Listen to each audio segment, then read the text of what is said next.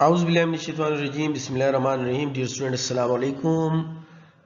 MDK nums ईटा में जो MCQs previously मुख्तलिफ टेस्ट और पेपर्स में आए थे उनके सॉल्व करने का जो लेक्चर सीरीज हमने शुरू किया है उसमें हम ये दूसरा हमारा पार्ट है. चलो देखते हैं कि प्रीवियसली MDK में जितने MCQs आए थे और उसको एक बाय एक हल करते हैं. अच्छा, एक MCQ था कि पिछले 5 साल के पेपर्स में या MDK टेस्ट में कि चूज द करेक्ट आंसर, और इसमें हमारे पास 4 ऑप्शन है और ये देखें कि ये इससे पता चलता है कि ये सेकंड कंडीशनल है. अगर आपने कंडीशनल टेंसेस या सेंटेंसेस किए हैं तो आपको ये बड़े आसानी से पता चलेगा. नंबर 1 है if he would ask me I would have come. If he asked me, I would come. If he would ask me, I would come. If he would have asked me, I would come. याद रखें, ये second conditional जुमला है और second conditional का मतलब है कि इफ क्लॉज जो है उसमें पास्ट टेंस होगा, यानी past indefinite tense, second form of the verb होगा, और इसके दूसरे क्लॉज में ये वुड प्लस वर्ब आएगा. तो इसमें पहला जुमला है इफ ही वुड, तो इफ में वुड नहीं आ सकता, इस इफ में पास्ट टेंस आएगा तब तो ये गलत है. दूसरा जुमला है इफ ही आस्क्ड मी, ये यहाँ पे ये क्लॉज ठीक है, पास्ट टेंस है. आई वुड कम, तो इसका दूसरा क्लॉज भी बिल्कुल ठीक है, तो जुमला हमारे पास है ऑप्शन बी ठीक है. ऑप्शन सी में if he would ask me, तो would ask me conditional second conditional नहीं है, आई वुड कम ये गलत है. इफ ही वुड हैव, ये भी गलत है, ये कोई कंडीशन नहीं है. आई वुड कम, तो देखिए ऑप्शन जो बी है वो हमारे पास करेक्ट है, जो सेकंड कंडीशनल जुमलों की बिल्कुल सही निशानदेही करता है. Number 2, the word opposite in the meaning to Q is.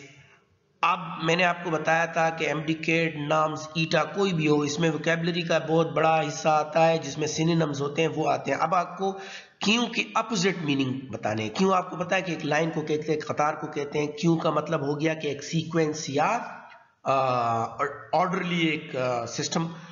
तो इसका अपोजिट क्या होगा. नंबर 1 है डिसऑर्डर, और अगर आपको इसकी मीनिंग आती है डिसऑर्डर का मतलब है कि स्टेट ऑफ कंफ्यूजन, कोई चीज ऑर्डर में ना हो. चेन एक सिलसिले को कहते हैं, एक सीरीज को कहते हैं, कनेक्टेड एलिमेंट्स को. और कॉन्केटेंशन जो है वो भी इंटरकनेक्टेड सीरीज को कहते हैं. तो देखो चेन, सीरीज और कॉन्केटेंशन के एक माने हैं और डिसऑर्डर इसका अपोजिट बनता है, और ये अपोजिट क्यू का अपोजिट मांग रहा है, तो हमारा ऑप्शन ठीक है ए. ठीक है, नेक्स्ट समझाते हैं. 3 नंबर है the word closest in the meaning is naive. Naive आप ज़हन में रखें कि नाइव थोड़े से कम तजुर्बाकार या थोड़ा जिसकी जो बेवकूफ सा बंदा हो या उसकी अक्ल कम हो उसको कहते हैं, या ना इल्म हो. तो ये क्लोजेस्ट इन मीनिंग, तो यहाँ पे मुतरादिफ या मतलब सिनोनिम्स की बात कर रहा है. तो इग्नोरेंट जो है वो आपको पता है कि बेइल्म को कहते हैं, जिसका इल्म ना हो. अवेयर जिसको पता हो, इल्म हो. वाइज जिसको मतलब है कि अक्लमंद, और इंटेलिजेंट का मतलब है कि वो भी अक्लमंद जिसकी इंटेलिजेंस ज्यादा हो. तो देखो ये नाइव वर्ड की क्लोजेस्ट मीनिंग या सेम मीनिंग, तो नाइव का मतलब है कि इग्नोरेंट, तो हमारा ऑप्शन ए ठीक है इसमें. 4 नंबर है the word opposite in the meaning to bashful. अब बैशफुल एक वर्ड है, अगर आपको इसकी मीनिंग आती है, बैशफुल का मतलब है शाय, जो शर्मगीर सा बंदा हो, जो खुल के बात नहीं कर सकता हो. तो इसके 4 ऑप्शन है. रेटिसेंट का मतलब है क्वाइट, खामोश. कॉन्फिडेंट का मतलब है जिसको बिल्कुल कॉन्फिडेंस हो, जो खामोश ना हो, जो हर चीज हर जगह में अपनी चीज को बयान कर सकता हो कॉन्फिडेंटली, उसमें करेज हो.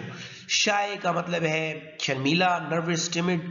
और मॉडेस्ट का मतलब है, मॉडेस्ट का भी यही मतलब है कि वो शोविंग मॉडेस्टी, वो बहुत ही बाखलाक और मॉडेस्टली चीजें करता हो, उसमें शोविंग रिगार्ड हो, उसमें इज्जत हो, ये चीजें हो. तो इसमें आपको अपोजिट मांग रहा है, बैशफुल के अपोजिट मांग रहा है। तो देखें बी नंबर जो है वो कॉन्फिडेंट है और बैशफुल जो है वो शाय होता है, वो कॉन्फिडेंट नहीं होता है। तो इसमें ऑप्शन बी हमारा करेक्ट है। इसी तरह हमारे पास फिफ्थ नंबर एमसीक्यू है कि in the following sentence about choose the word phrase from the underline option which is grammatically incorrect. Grammatically incorrect याद रखें। अब इसमें यूज टू इस्तेमाल हुआ है, याद रखें कि यूज टू का पास्ट टेंस हमेशा यूज होता है। यूज टू इसका यूज टू नहीं होता है।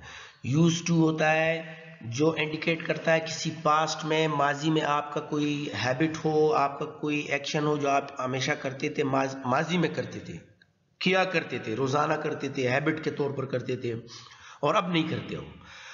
और ये यूज टू जो है इसका प्रेजेंट टेंस जो है ये वाला इसके साथ डी नहीं है, तो ये अकेले कभी नहीं आएगा, ये एरर है, याद रखें। और दूसरा इस जुमले में ये है कि आई गेट अप, मतलब प्रेजेंट टेंस है, I get up at 6 every morning since childhood. तो ये यूज टू के बगैर ही जुमला ठीक है। तो इसमें ये यूज टू जो ऑप्शन ए है ये गलत है इसमें, चूंकि ये बी भी दिया हुआ है लेकिन ये यूज टू गलत है। असल में ये I get up at 6 every morning since childhood ये बिल्कुल ठीक आएगा, या ये इस तरह ठीक होगा कि आई यूज टू, इसमें डी होगा, पास्ट टेंस होगा, तो तब ठीक होगा। Number 6, in the following sentence choose the word phrase from the underlined options which is grammatically incorrect. Again वही है, I went to the market and I bought fruit and vegetables। अगर आपने compound sentences किए हैं, sentences के हमने classes में ये किए हैं कि कंपाउंड सेंटेंस वो होता है जिसमें दो क्लॉजेस होते हैं, दोनों इंडिपेंडेंट क्लॉजेस होती हैं और दोनों को मिलाने के लिए एंड, बट वगैरह, बिकॉज इस तरह के हमारे पास वर्ब इस तरह के हमारे पास लिंकिंग वो होनी चाहिए। तो और ये भी याद रखें कि जब कंपाउंड सेंटेंस में, जब दो क्लॉजेस वाले सेंटेंस में एक क्लॉज और दूसरा क्लॉज, ये दो क्लॉजेस हमारे में पता चल के दो इंडिपेंडेंट क्लॉजेस हैं, दोनों में सब्जेक्ट है, वर्ब है और उसमें समझने की चीजें, दोनों को अलग अलग समझा जा सकता है। इन दोनों को एंड से मिलाया गया है। इसमें दोनों में प्रोनाउन आई यूज हुआ है। तो याद रखिए कि अगर दोनों क्लॉजेस में सेम प्रोनाउन हो, दोनों क्लॉजेस में सेम प्रोनाउन हो, सब्जेक्ट में सेम प्रोनाउन हो आई, तो फिर दूसरे क्लॉज में उसको लिखने की जरूरत नहीं है। तो यहाँ पे हमारे पास इस आई की जरूरत नहीं है, तो ये ऑप्शन सी हमारे पास गलत है। ठीक है, मतलब इसको हम आसानी से कह सकते हैं I went to the market and bought fruit and vegetables. दूसरे आई की जरूरत ही नहीं है क्योंकि सेम सब्जेक्ट प्रोनाउन है। 7 number, the editor dash the manuscript with his changes. अब याद रखें कि किसी भी, चाहे वो अखबार हो चाहे वो किताब का एडिटर हो, तो वो क्या करता है, वो बेहतर बनाता है। यहां पर 4 हमारे पास वोकैबुलरी के वर्ड्स हैं। एक है ड्वेल्ड, ड्वेल्ड का मतलब है रहना, ठीक है, किसी जगह में रहना। एमिलियोरेटेड, एमिलियोरेटेड इसका मतलब है बेहतर बनाना। स्नगल्ड, स्नगल्ड का मतलब है कि मूव करना, किसी अच्छे जगह में, गर्म जगह में, कंफर्टेबल पोजीशन की तरफ जाना। और नज़ल्ड का मतलब है कि आप अपने नोज को रब करते हो, अपने नाक को रगड़ते हो। तो देखिए एक एडिटर जो होता है वो बेहतर बनाता है, तो ये ऑप्शन हमारे पास बी ठीक है क्योंकि the editor ameliorated the manuscript with his changes, तो इसमें ऑप्शन बी ठीक है। नंबर 8 हमारे पास है, choose the correct answer, the little girl सैंग beautiful. अब देखिए बहुत ही प्रैक्टिकली, बहुत ही टेक्निकल है, सैंग ब्यूटीफुल। याद रखें कि यहां पर ये कह रहा है कि छोटी बच्ची ने खूबसूरती से गाया, बहुत ही अच्छे तरीके से गाया।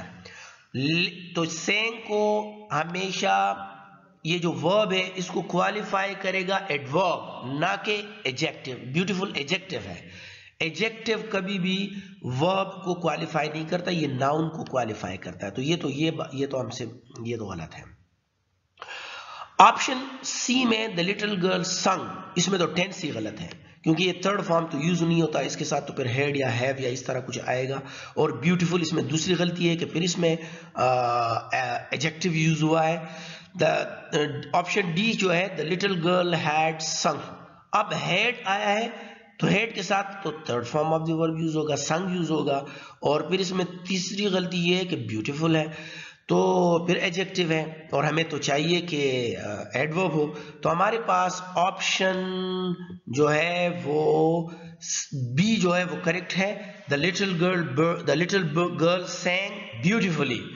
अब एडवर्ब ब्यूटीफुल एडजेक्टिव है, ब्यूटीफुली एडवर्ब है। तो उसने गाया, किस तरह गाया? खूबसूरती से गाया। तो ये इसमें ऑप्शन बी ठीक है।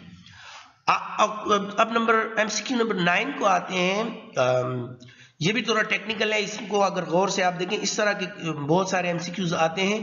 It is better to enjoy yourself when you are young unless wasting time worrying about the future. याद रखें कि इसमें एक तो कंपैरिजन यूज हुआ है, फिर इसमें इन्फिनिटिव वाला वर्ब यूज हुआ है।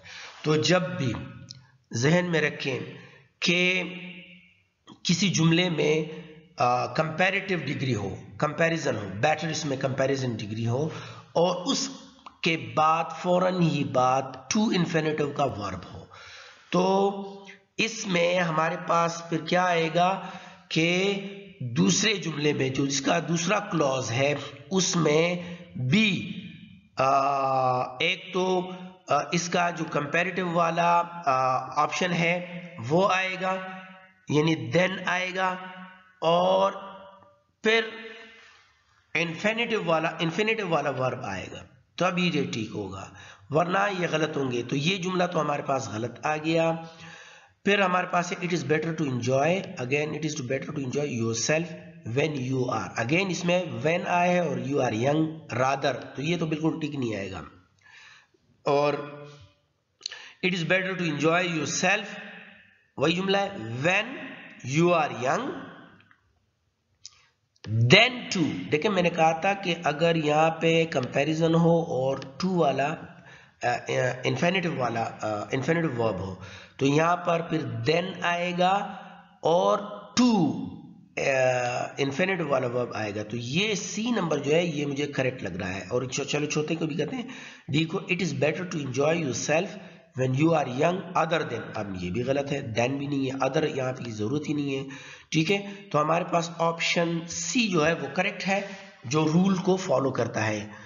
Number 10, choose the correct answer, only me and my mother are present. याद रखें कि कभी भी जो सब्जेक्ट प्रोनाउन होते हैं, नॉमिनेटिव प्रोनाउन के नॉमिनेटिव हमेशा एज अ सब्जेक्ट आते हैं, जो ऑब्जेक्टिव केसेस हैं वो कभी नहीं आएंगे।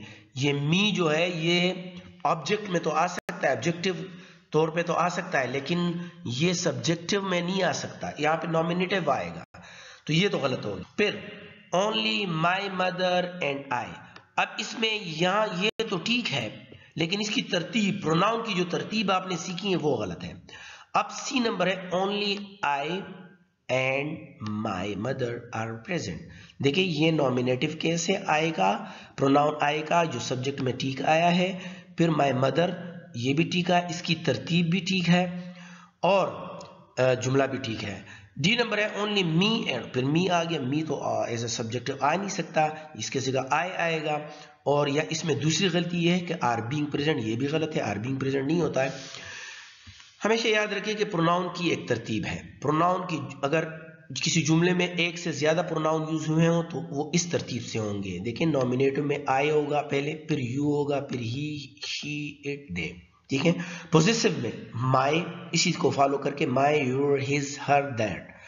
इसी ऑप्शन को देखते हुए हमारा सी जो है वो ठीक है, पहले ये वाला ऑप्शन ठीक है। डियर स्टूडेंट्स, ये हमारे 10 एमसीक्यूज थे, पिछले एमडीकेट से लिए गए, पिछले टेस्टों से लिए गए थे, और अब इसके बाद हम 10 MCQs का एक दूसरा लेक्चर तैयार करेंगे। उम्मीद रखता हूं कि इससे आप काफ़ी समझ गए होंगे और अपने स्टडी का जो लेवल है या स्टाइल है या अप्रोच है वो इसी स्टाइल से इंग्लिश के लिए करेंगे।